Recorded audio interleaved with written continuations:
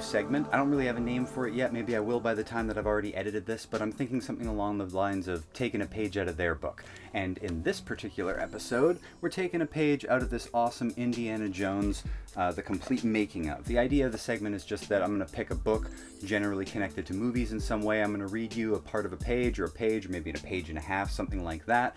Hopefully you're not looking at my face the whole time. I'll put up some sort of other interesting visual and tell you a story, something interesting about movies. Today, obviously, we're talking about Indiana Jones. Now, this book, The Complete Making of Indiana Jones, came out a number of years ago, actually. 2008. So I don't know if this is still in print or if you can still find it. Now, the book's great. It's the definitive making of all 4 films. It's got stories, notes, pictures from production stills, behind the scenes stuff, interviews. It's really quite like a hefty tome. It's an awesome read. We're going to jump ahead to page 184, I think it is. 188, page 188. Indiana Jones and the Monkey King. So there's a bunch more on this that you'll have to get the book to read. I'm just going to give you this treatment and outline by George Lucas in the fall of 1984. Indy is on a fishing trip in Scotland, but is interrupted by a police inspector who needs help solving a series of mysterious murders. The inspector takes Jones to a haunted castle which sits on a forbidding hill. After a series of adventures and additional killings, Indy discovers that the murderer is a ghost possessing the body of a dead man. Indy defeats the ghost after being attacked by 2 dogs and 2 empty suits of armor. Upon returning to his college office, he finds in his mail a letter from his old friend Marcus Brody, who writes of a woman zoologist who has found an odd race of pygmies that may have discovered a lost Chinese civilization.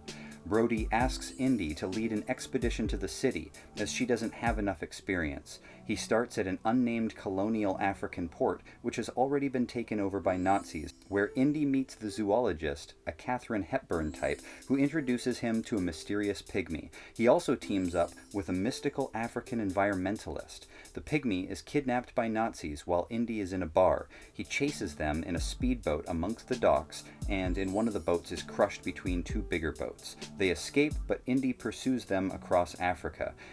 He and the zoologist meet river pirates, and they join forces. Their desert camp, however, is broken up by a stampede of wildebeests, triggered by a Nazi tank.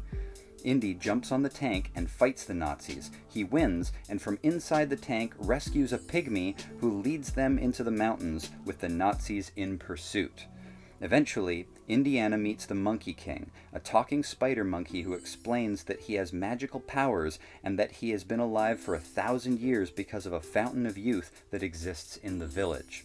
The Nazis arrive, but with large gorillas helping them, the Monkey King uses magic to turn the bad guys into stone and orders Indy to fight the chief Nazi one-on-one.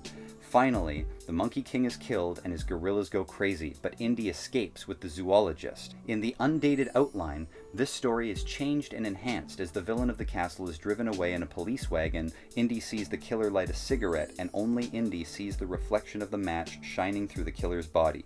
The killer is a ghost.